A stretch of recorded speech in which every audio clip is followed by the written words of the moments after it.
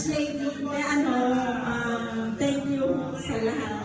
Alam mo na yun, for being true friend. Tapos, hirap ko rin din yung opportunity na tayo lahat kasi parang sinadya ni Lord na parang magsama-sama tayo. Yes. Parang ang sarap sa pakiramdam na mayroon kang hindi siya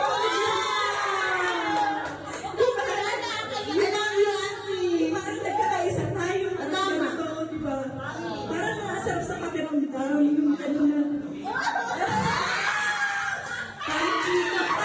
parang ako na yung may birthday. Nurse, parang kailangan na ng comfort mamaya. Serious ko. Kasi di ba, may mga kapitbahay tayo, hindi naman tayo ganito, magkakaiba tayo ng bahay. Pero nandun yung pagkakaisa, tapos pagtutulungan, ganito. Parang asarap sa pakiramdam na meron tayong friend na turn to family. Ganon.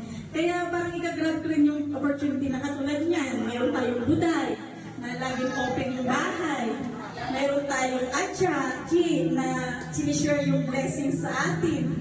Meron tayong Maring Minds na pag tinawag, patuliyan. Pag tinawag mo na, Maring, patulong naman. Nandun na siya kaagad. Meron tayong Maring Auntie na pabalik-balik sa bahay na kunin lang yung mga gamit. Diba? Parang sama-sama. Parang na-appreciate ko pati si Auntie kahit pagod yan, kahit hirap na hirap, pero nandun yung suporta para maging happy lang. Tsaka gusto namin happy ka, Mars. Yes!